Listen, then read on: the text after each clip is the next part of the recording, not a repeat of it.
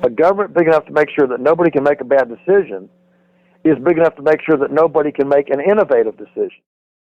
I think an unrighteous law should be disobeyed. I think it's our duty and obligation. As a responsible person with growing concerns for your privacy and personal liberty, you want to know where we're headed and what you can do about it. We ask the experts what you need to do to take prudent and responsible action to safeguard your family's wealth and well-being, and what basic first steps will help you to be aware and prepared. ReluctantPreppers.com. Welcome back, Reluctant Preppers. Today our returning guest is Joel Salatin, co-founder of Polyface Farms. He's a farmer, an activist, an educator, a writer, and a widely sought-after speaker on topics about self-sufficiency and cooperating and living with the land. Joel has been here in the past to talk with us about the self-contained home, and folks, this just ain't normal. He's back today to talk to us about food emancipation. Joel, welcome back to Reluctant Preppers. Thank you, Dunnigan. It's great to be with you. One of the topics that you've spoken about is especially intriguing to our listeners. We've had you on here talking about people becoming more self-reliant and being able to raise their own food and have integrity of knowing where their food came from. You've even talked with us about people who have had to become creative in finding ways of distributing their the fruits of their labor if the local either HOA or other zoning laws don't permit retail, that sort of thing. But the question is broader than that and deeper in the sense of this encroachment on people's liberties of all kinds of regulations that have made what's just common sense and ordinary ways of sharing the fruits of what people can grow for themselves illegal or nigh impossible. And in your talk about food emancipation, you talk about why can't you buy raw milk, ice cream with eggs in it, or homemade sausage. You talk about America's corporate food system, bureaucratic and profit-centered, and it ends up offering actually less choices, even though it gives the perception of abundance, and how people can ever imagine that these common sense things would have been outlawed would have never been imagined by the framers of the Constitution. So if you can just help us to understand, especially when people talk about the possibility of hard times or needing to rely not on the fragile, just-in-time supply chain, system to help them get what's necessities for the survival of their family. They want to be able to rely not only on themselves, but upon those around them and communities and so on. But the system doesn't always enable that, doesn't even allow that, and sometimes is outright hostile to it. So if you could just spell out for us, what is the nature of the problem? How big is it? How long has it been going on? And then at the end, if we can talk more about what people can do about it so that they can actually share the necessities of life with those that they trust around them. Well, yeah, that sounds like a great roadmap for an exciting discussion here. You interrupt me anytime. I'll not go too long without your coaching along. Essentially, what we've got today is, we've got supermarkets, but there are a lot of things that people who care about their health and about nutrition and indeed resiliency realize that the supermarket, for all of its seeming abundance, actually doesn't have a lot of choice, and it doesn't have much accountability, and most of what's there is not very nutritional. So, historically, resilient food systems all were founded in a community. A community that couldn't feed itself wasn't very secure. It couldn't survive very well, and so in a breakdown of society, whether it's economic breakdown, pathogenic breakdown, whatever the breakdown is, it's always much more resilient and stable. An individual family, an individual household, if you have a direct link to your food, either growing it yourself or a direct link with neighbors and things like that to actually. Well, I'll tell you what. Why don't you grow? You do really well with berries, so you'll grow berries over there, and we'll grow our potatoes over here, and we trade around, and that's how you have resilience, and each person can do their good things. And I'll I'll figure out the energy system here for your house, and you milk the cow, and we'll drink the milk, and we'll make sure you have energy and that sort of thing. And so it's this neighbor-to-neighbor commerce that is the foundation of actual social stability, is being able to engage in commerce neighbor to neighbor. Well, what's happened is with food safety laws in this country, after 1906 with Upton Sinclair's The Jungle, Teddy Roosevelt put in the Food Safety Inspection Service, and of course, after The Jungle was written, the great big meat packers dropped in sales almost 50% within 6 months, and were facing bankruptcy.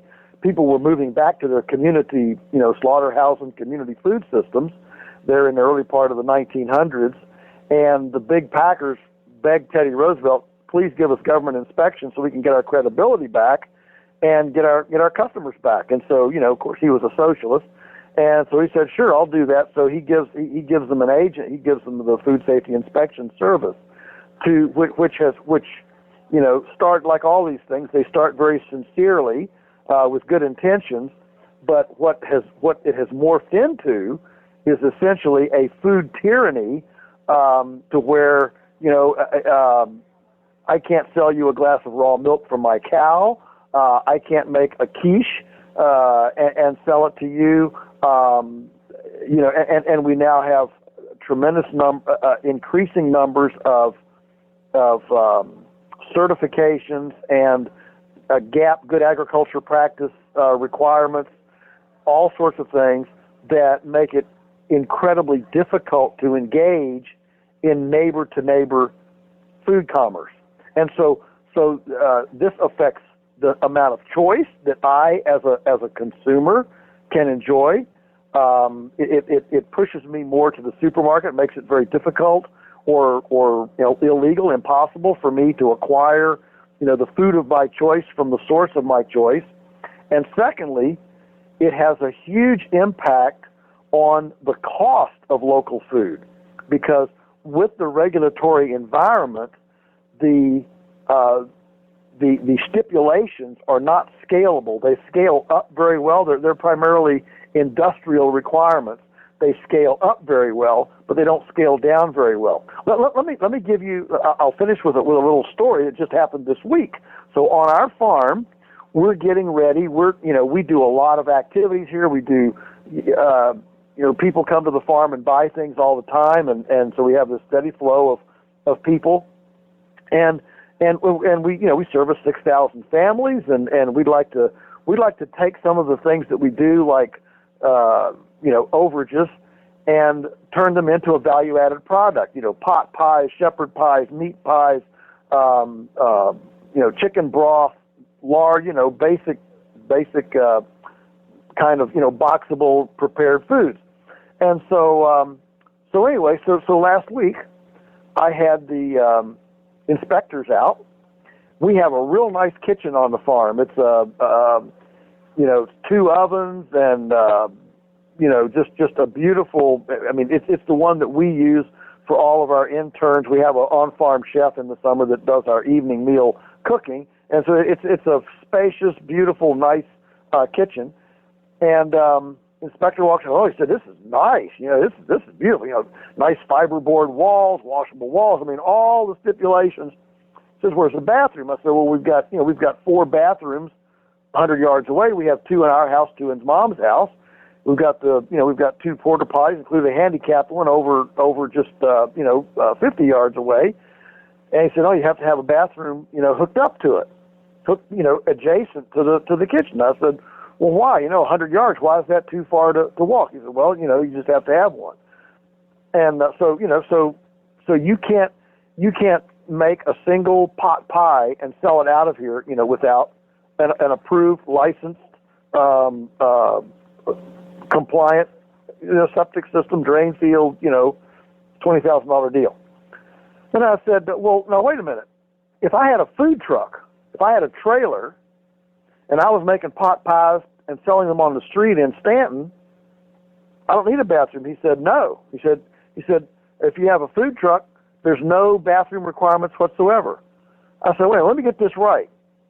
I said, you're telling me that if I had a food truck that's on an axle and I can legally sell these pot pies, if I take that food truck and take the chassis out from under it and set it on blocks so it's no more portable, now suddenly I have to have a $20,000 septic field, drain field, and bathroom. He said, that's exactly right. Oh my! And so I could regale you with stories for a day, okay, like this. And there is, any thinking person understands there is absolutely no food safety reason for this, this requirement. There's zero food safety, but what it does is, it means that on our farm, we've got 6,000 families crying for a product that we would like to make. We can make it. They want to buy it. We want to make it and sell it, but we can't do it without a $20,000 permitted, bathroom septic field that's extremely complicated, costly to maintain, everything else. When we already have 4 bathrooms within 100 yards. Here, I thought you were just going to tell us how you figured out how to get an axle underneath your building there. No, well. so then I say, all right. So I say, okay. So if we brought a food truck in here, then we could do it. He said, absolutely. Oh, now, isn't that ridiculous? So he wants us to, so we can dispense with the bathroom if instead we invest, $10,000, $12,000 in a food truck. But here's the kicker. If we make pot pies in a food truck and sell them, that's fine if people consume them on site. But if we have 30 of them left over that we didn't sell this week, we put them in the freezer, we can't sell them tomorrow for you to take home and eat. That's illegal. But if we sell them to you on site and you eat them on site, that's legal. So these kind of arbitrary and just business sort of labyrinthine legal restrictions can really put the damper on over-regulating, can really make it difficult for people to do what's just common sense kind of commerce. But how does that impact also the ability of people just to provide for themselves, their friends, and their neighbors, and share and lean on each other when times get hard? Yeah, well, I mean, then you get into the point that all of this stuff I'm describing, whether it's raw milk or homemade pot pies or whatever, cheese, charcuterie, bologna. I mean, we here's a good one. We go out and we shoot a couple of deer, and so we take the venison up to a place a few miles away, and they turn it into wonderful summer sausage, okay, and put it in nice, like 2-pound tubes, and I mean, it's the best stuff in the world, okay? But because it's wildlife, there is zero licensing of this facility. So they can do it for, 500 different people and make their summer sausage for them. We pay them, by the pound, and they do it for us. But it's illegal for them to do 1 pound of beef summer sausage because that's domestic livestock. Venison is wildlife, and so they can do it and we can eat it, and no bureaucrat, no oversight, no government participation whatsoever. Nobody's checking to see if the deer has Creutzfeldt-Jakob's disease, if it's healthy, if it's got parasites, pathogens, looking at the liver. Nobody's looking at anything. We can't even it's illegal for them to allow a pound of beef in their building. They can't even let a pound of beef in their building. Interesting. So clearly, this is not about safety, because if it was about safety, then you'd need inspectors to do the venison as well as the beef or anything else that you did. So it's clearly so it's not about safety. It's about regulating market access. Now the bureaucrats will say it's about safety, but these kinds of hypocrisies or inconsistencies indicate very clearly it's not about safety, it's about market access. And so what's happened is that this kind of market manipulation, this regulatory climate, it makes local food systems very, very difficult to access. You know, if to do bologna, I need a $5,000 thermometer, for example, that's a spit in the ocean if I'm making a tractor trailer load at a time. But if I'm making a 5-gallon bucket full of bologna at a time, right, that $5,000 thermometer is going to preclude me from ever starting the business. See, all innovation requires embryonic prototypes. Nothing starts fully developed. You know, an oak tree doesn't transplant as an oak tree; it transplants as a little acorn. Babies are not born at 50 pounds; they're born at 6 pounds. And so all innovation, new ideas require an embryonic birth, the smallest form that it can take to be birthed. And the problem is that when you put all of these overheads and restrictions and regulatory and infrastructure requirements on even 1 pound of cheese, 1 pound of bologna, 1 gallon of milk, whatever, when you put all of those restrictions on it, it means that the business idea, the entrepreneur's dream, has to be birthed so big that the embryo is too big to be birthed.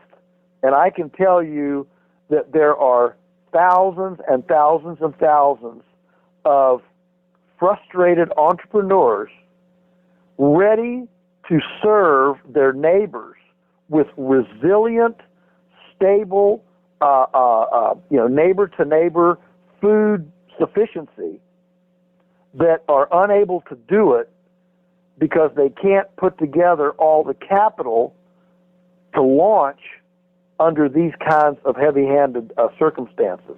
And from what you're saying, it sounds like the origins of this are not because there was a litany of deaths and injuries and unrecoverable illnesses from small batch or home scale food, but it was protectionism in sort of a crony capitalist protectionism that just to drive out small producer competition. Yeah. Now, nobody in the system would say that that's what it is. But that is actually what it has come to. It has come to a point where all the regulations are very non-scalable. They scale up well, but they don't scale down. And that's one of my definitions of a good regulation. A good regulation. I'm not an anarchist, maybe close, but I'm not an anarchist. My position is that a good regulation is one that is not prejudicial towards size. I mean, let's give you an example. An example would be the speed limit regulation on a highway. That is absolutely the same. It's the same compliance cost for a car as it is for a tractor trailer, or the number of miles you drive compared to a person that drives a lot of miles or the person that drives very few miles. It is a very non-prejudicial regulation. Everybody has to do it, and it doesn't affect anybody, any particular person or entity any worse than anybody else. So that's an example of a good regulation. But a bad regulation is one in which it's very easy for the big guys to comply, but it's very, very difficult for little guys to comply.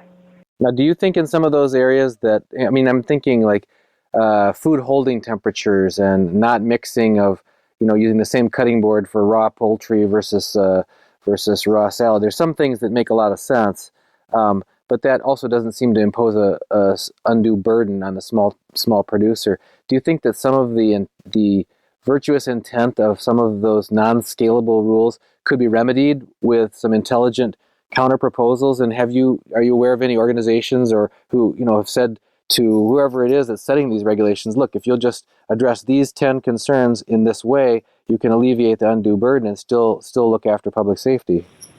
Yeah, well, what's interesting is that yes, there are exemptions, and many and there is the cottage. It's called kind of the cottage food laws movement, the cottage food laws movement, and the food sovereignty movement, which was launched in Sedgwick, Maine, a couple of years ago, and is now spread to a couple of other cities.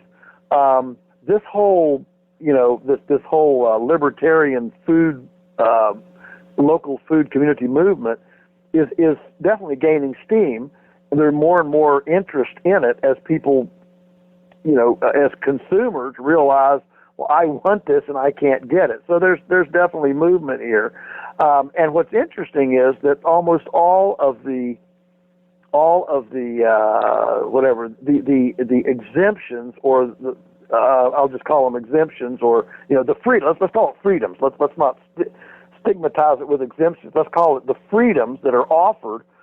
Generally, all define either the type of transaction, i.e., it's direct producer-consumer. In other words, I can't sell to a Kroger's or a Bi-Lo's or a Whole Foods.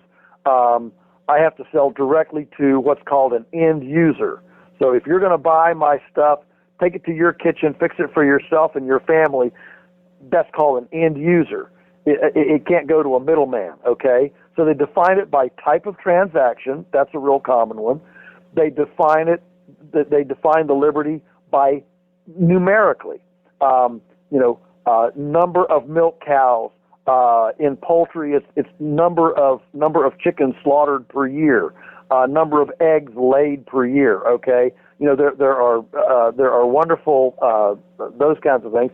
And then the third liberty, the third freedom, is given on type of product. For example, in Virginia, 2 years ago, we got food freedom for baked goods. Okay, these are non-hazardous things. I mean, it's not custards and pies, but baked goods, breads and pastries. Okay, the donuts. Those can be now done in Virginia in your home kitchen and sold to end users. So here we have two. We have two requirements. One is transaction, and one is food type. So you can make donuts in your kitchen, sell them to end users, as many as you want, without any regulations whatsoever. And this makes sense to define it by type, by transaction, or by number, recognizing that there is very, very little risk when neighbors are interacting with neighbors. It's not some faceless, sightless place from 1,000 miles away in a opaque, unaccountable industrial warehouse. It's the accountability. It's the close chain of custody here in accountability. Number two, that chain of custody, that close neighbor-to-neighbor commerce, creates not only this accountability, but it creates a knowledge base, about things. It's among consenting adults. Look, a government that is big enough to ensure that nobody can make a bad decision by patronizing, a bad neighbor's food. A government big enough to make sure that nobody can make a bad decision is big enough to make sure that nobody can make an innovative decision. The problem is that you can't have complete risk-free decision making and allow liberty decision making. You can't have it both ways. If you say we're going to take all the risk of decision making out, then nobody can make a decision. And if nobody can make a decision, then there's no place for freedom and liberty and innovation to ever enter, because everything is completely defined. And so critically, this ability to interact with each other as consenting adults, exercising our freedom of choice, is perhaps the most it's one of the most intimate freedoms that we have. It's as important. It's as much of our self-affirmation of ourselves as the freedom to worship or speak or assemble or any of the other things that we do, the freedoms that we enjoy.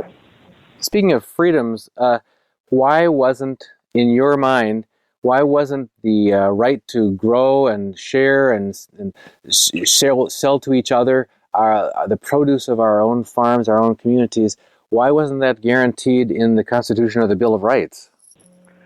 I think that the reason, as opposed to say, guns or whatever, I think the reason is because nobody at that time, we didn't have supermarkets until 1946. So I think it was simply that nobody at that time could have conceived of a time when it would have been illegal to sell a pail of milk to your neighbor, or to make some cottage cheese and sell it to your neighbor, or a pot pie, or anything. They simply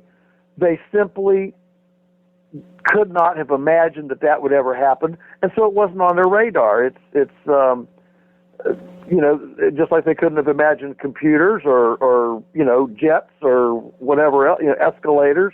There's a lot of stuff they couldn't have imagined. Well, it runs so counter. What I'm hearing you saying is it runs so counter to common sense. It's just in our innate knowledge of natural law is that people should be able to breathe the air, drink the water, eat the food, share with each other, and some of those just basic things of life about the definitions of what makes fundamentals of life wouldn't have come into question.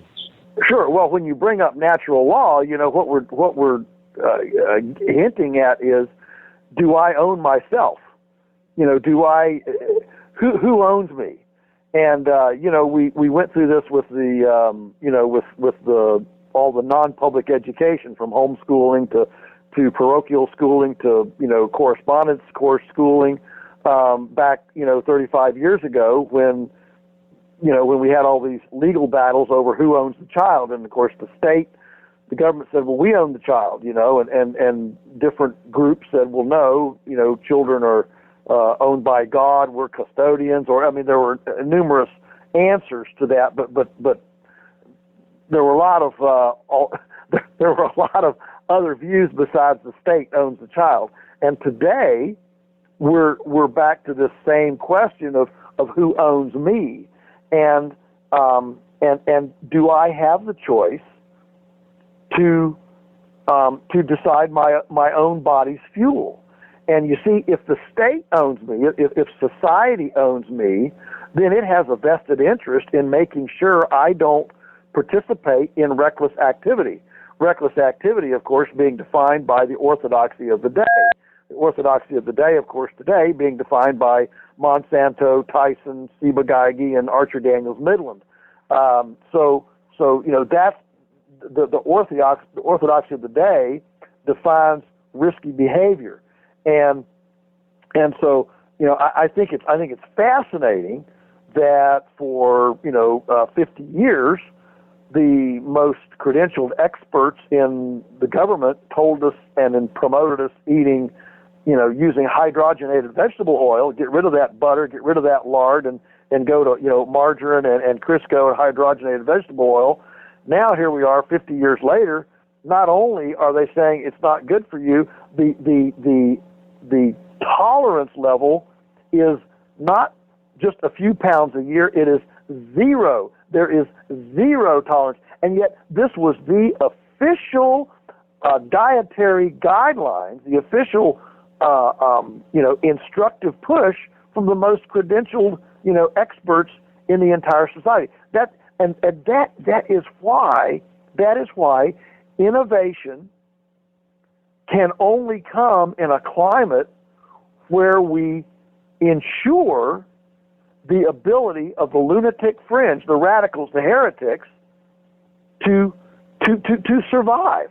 And I think the fact that the Romans had this axiom that you could tell whether a society was strong or weak by the number of laws that it had, I think that's just such a such an amazing axiom, because it's the truth. As a society becomes weak and vapid and paranoid and fearful, it begins to fear the weirdos. But when a society is strong and virulent and self-assured and confident, well, who cares if there's some weirdos out there? Hey, it's fine. Let them mess themselves up. Who cares? It is only when a society is weak and fearful that it starts outlawing, criminalizing, demonizing, or marginalizing the lunatic fringe, the heretics, which is, of course, where all innovation comes from. That's by definition, innovation comes out of the lunatic fringe. And so I read an interesting book recently. It was a perma-culture book on urban perma-culture, and it had this fascinating sense in it. It was written by Peter Bain, and it said that in times of epochal change, and we could argue right now if we're in a time of epochal change, but let's just assume that we are for a minute. In times of epochal change, the most important thing to preserve is the freedom of dissensus. That if we're so devoted to consensus, what happens is people shut down their out of the box thinking. They shut down their creativity because we all got to get together on this. Come on, we all got to get together this.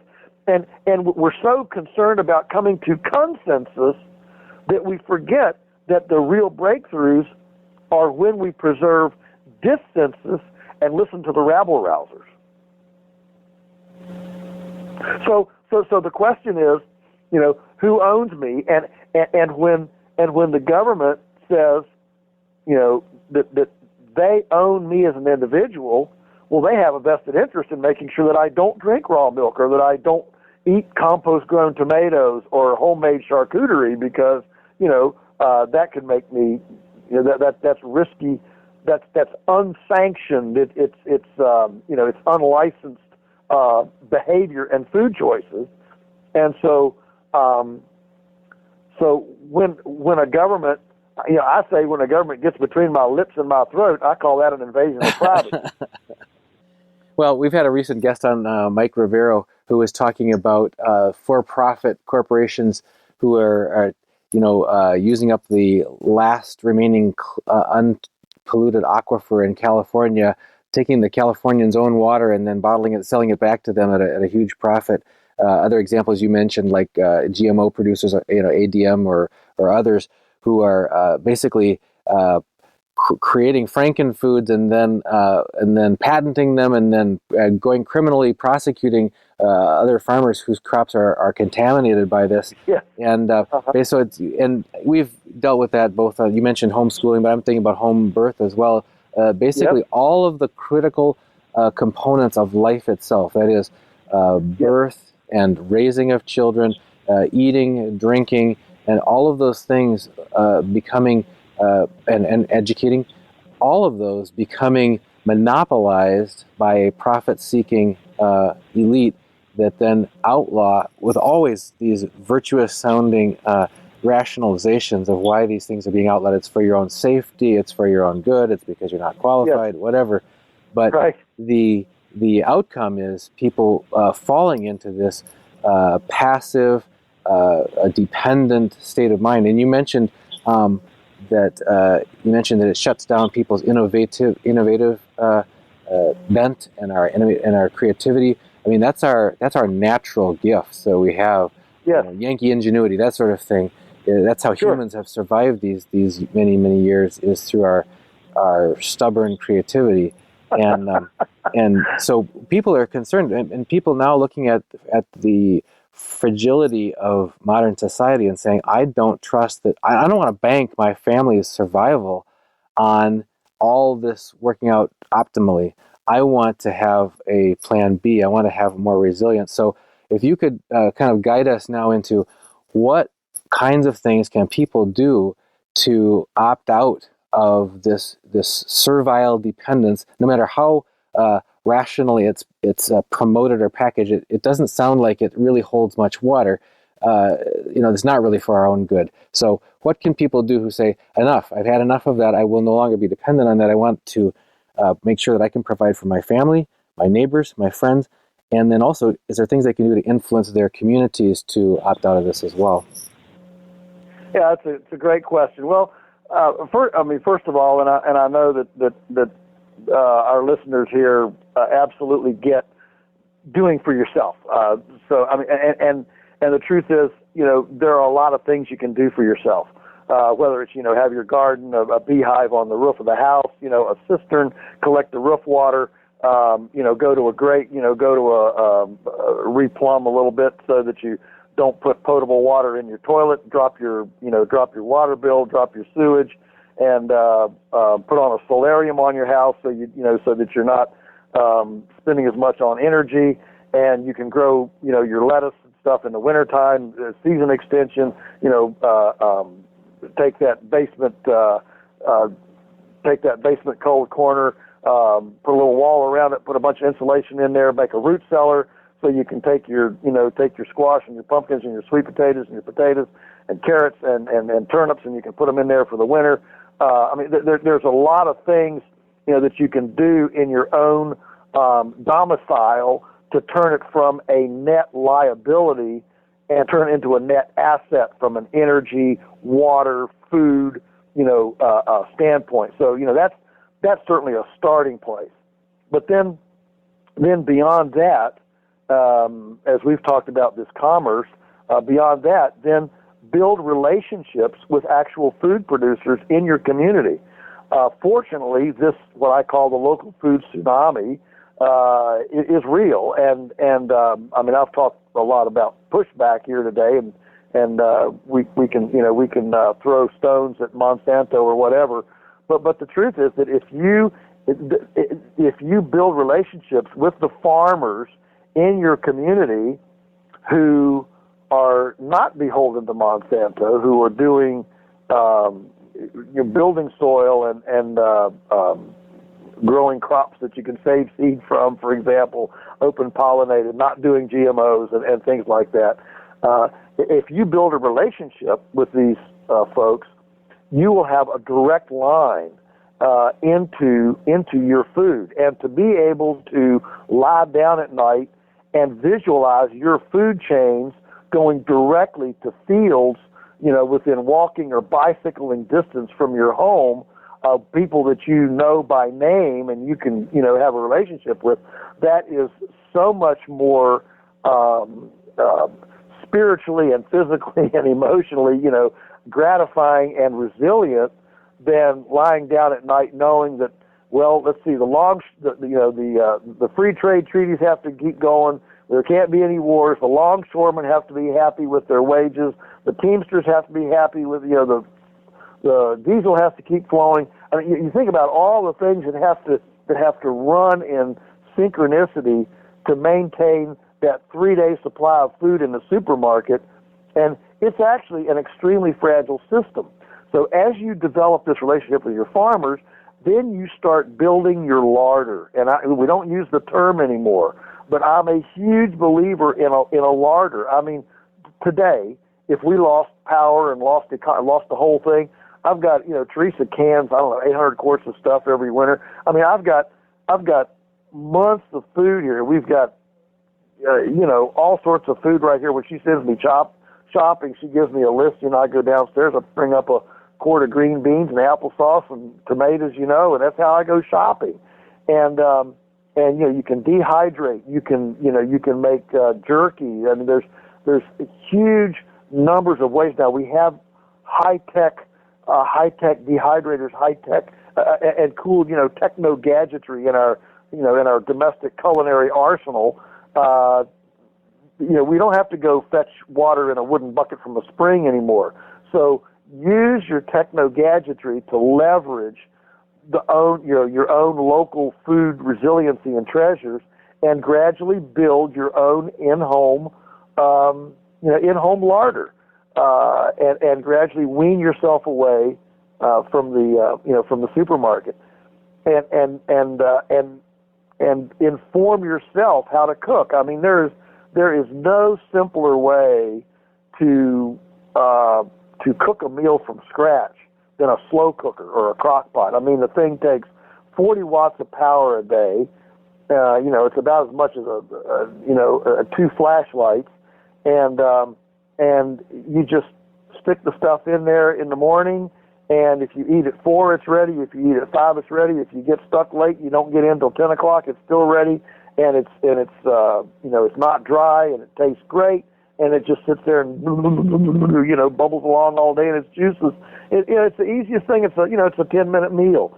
And so quit getting processed stuff, and develop your own culinary skill and your culinary know-how, so that you can go direct to fields, go direct to farmers, and get unprocessed raw materials, bring it in, prepare it, package it, process it, preserve it, in a home-centric system.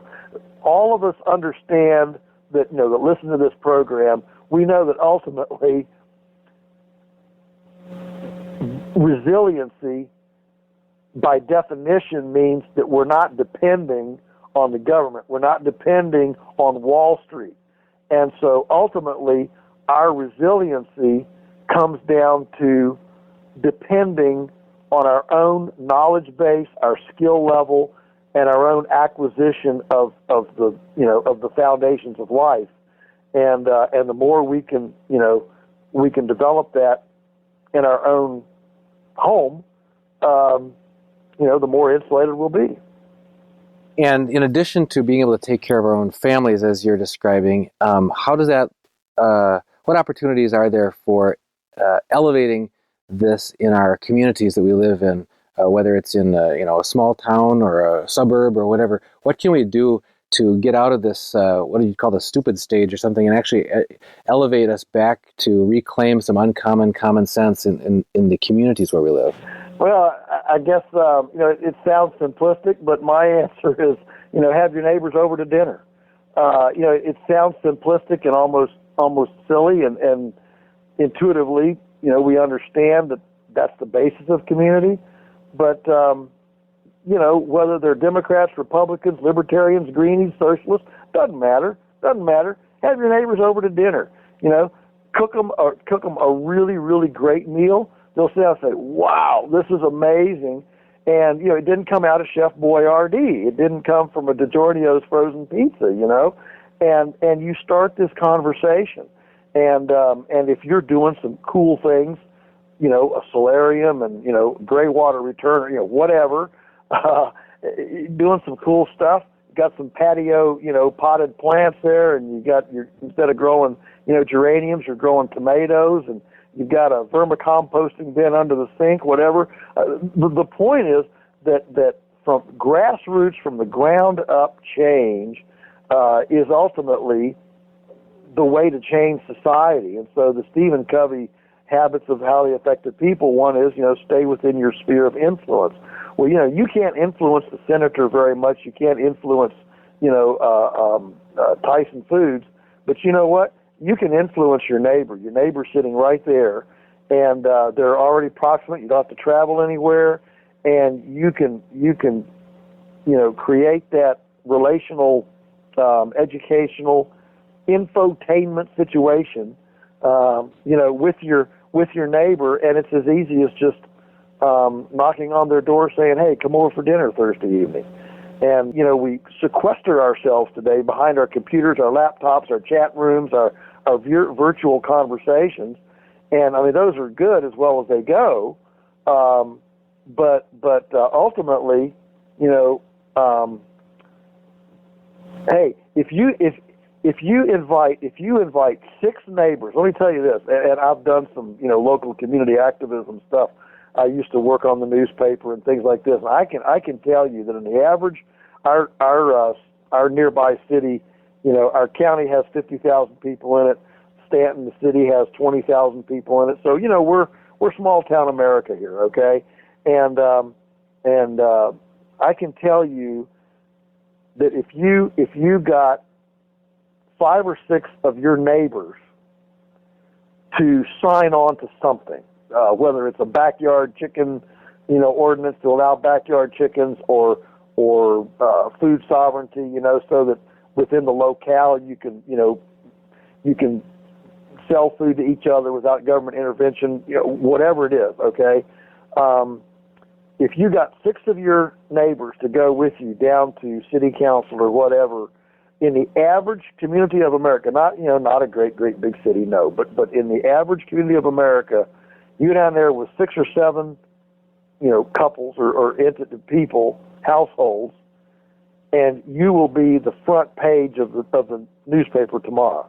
You will own the meeting. It is hard to get, people together on things. And I don't know, I don't know any shortcut. Look, if I had a shortcut to that, I'd be running the, presidential campaign for somebody. There's no shortcut to it except just, one-on-one, leverage what we have, leverage the relationships we have, and just start the conversion. For people who may be reluctant thinking, our channel is Reluctant Preppers, I don't think that people here have any doubt that there's value in that, and that that's an important thing of reclaiming their independence. For people who are concerned that, it sounds like you're skirting on the edge of civil disobedience or bending or defying the laws or the regulations or whatever, I think you've spoken in the past with some humor and so on about how you can alleviate some of that concern of thinking you have to be fastidiously in compliance with ridiculous regulations. Well, one of my books is Everything I Want to Do is Illegal. What's funny is a lot of times I get introduced to do a speech, and they say he's the author of the book Everything I Do is Illegal, and I have to say, well, no, I didn't say everything I do is illegal. I said everything I want to do is illegal. There's a big difference. But yes, there are. So I've talked about it. Just what an individual can do, but beyond that, you can certainly skirt. And I'm a believer in civil disobedience. I think an unrighteous law should be disobeyed. I think it's our duty and obligation to push back pretty violently on extremely bad, unrighteous things, and we certainly push things here. So there are ways to interact in commerce that do circumvent some of these requirements. One is the community-supported agriculture, a CSA. That's been deemed non-commerce, so you can participate in that and get along. Another is buying club type things where you prepay and then your purchases simply become debits against your prepayment, and because you've invested in the private club.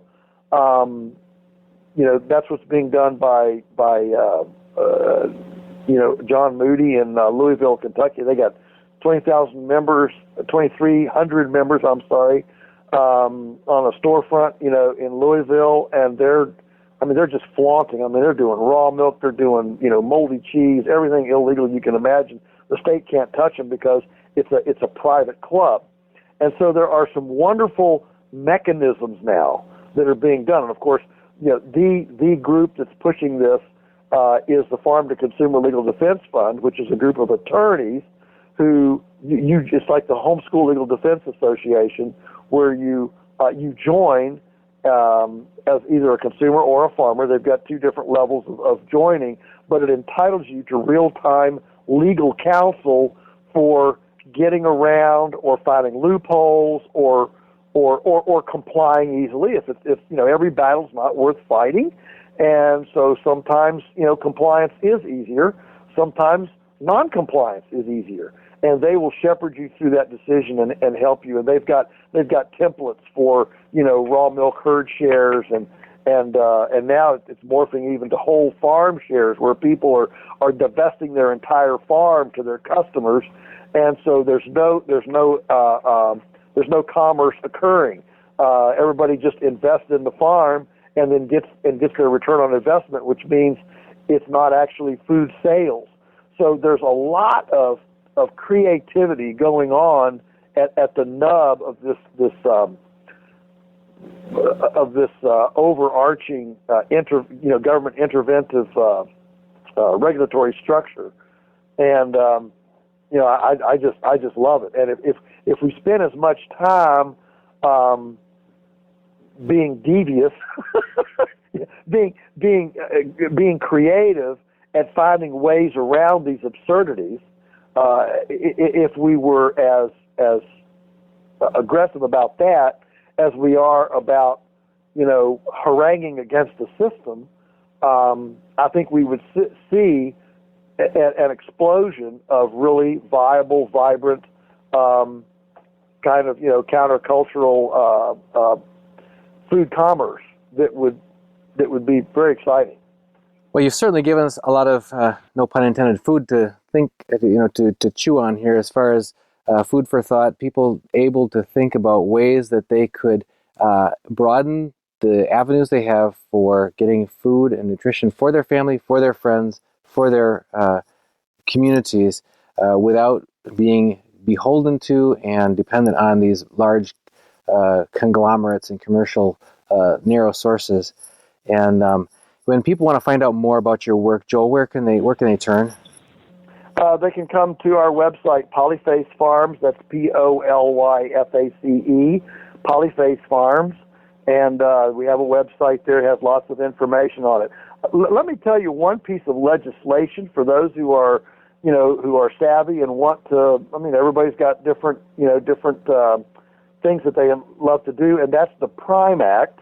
It's sponsored by Congressman Thomas Massey out of Kentucky, and it is winding its way through Congress right now, trying to get sponsors and things like that. But it's called the Prime Act. You can Google it up and see it. And essentially, what it does is allow custom processed meat to be sold by the cut. So the beef, pork, lamb, goat, the meat. Poultry is not meat. So we're not talking about poultry. We're talking about meat.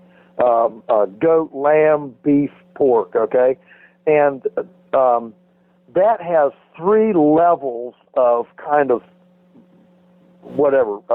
slaughterhouses or processing in the U.S. One is federal inspected, one is state inspected, and one is called custom. And the federal, of course, is what you would think. It can be sold anywhere in the country, out of the country, anywhere in the world. State is it can be sold anywhere in the state, but not across the state lines. And custom is where I have a steer, say, and I take it to a butcher and say, I want you to kill it and process it. I'll come up and pick up the packages. And so he does that. I go and pick up the packages. Well, for years and years, people have sold what's called freezer beef or freezer pork by the half and quarter, by Dunnigan, you want a quarter of one of my beefs. So I take it down to the locker. When I take it to the butcher, I say, okay, the front left corner is owned by Dunnigan. The rear left quarter is owned by Mary Jo, and I put the names on that animal before slaughter, and then you get these quarters. Okay, now if you come to me and say, well, I can't take a whole quarter, I just want 3 T-bone steaks off of that. Same animal, same butcher, same farmer, same freezer, same everything, same packages. I can't legally sell that to you because it didn't have your name on it before it was killed. So what the Prime Act does, what Congressman Thomas Massey's Prime Act does, is that it says, look, we've got the same animal, the same farmer, the same butcher, the same everything. Why should we discriminate against somebody who doesn't want to buy a whole quarter, only wants to buy 2 pounds of ground beef, for example, and discriminate against that person's ability to get smaller quantities than a quarter or a half or a whole? It's all from the same farmer, the same butcher, the same animal, same everything. We're going to let people do that. And so it's a wonderful attempt to start breaking some of this onerous stranglehold in the industry to, as I say, emancipate the food system from this stranglehold of things that have nothing to do with food safety. They're all about market accessibility and carefully controlling who has access to those market dollars. Right, it's just anti-competitive barriers to entry by small producers. Exactly, anti-competitive. Well said. Yes, yes. Well, Joel, you always give us a lot to think about, and just so grateful for the time you spend here with us on Reluctant Preppers. We'd like to call you our activist farmer going forward, if that's all right with you. That's just fine with me, and thank you for having me on. It's been a privilege and an honor. Well, we'll look to have you again soon. You've got a lot of topics that you're able to speak on, and you speak from great, deep experience and a huge generosity of heart with all the families that you educate, the interns that you educate, and now you're educating us and our listeners as well. And we just thank you very much, Joel. Great. Okay. Thank you.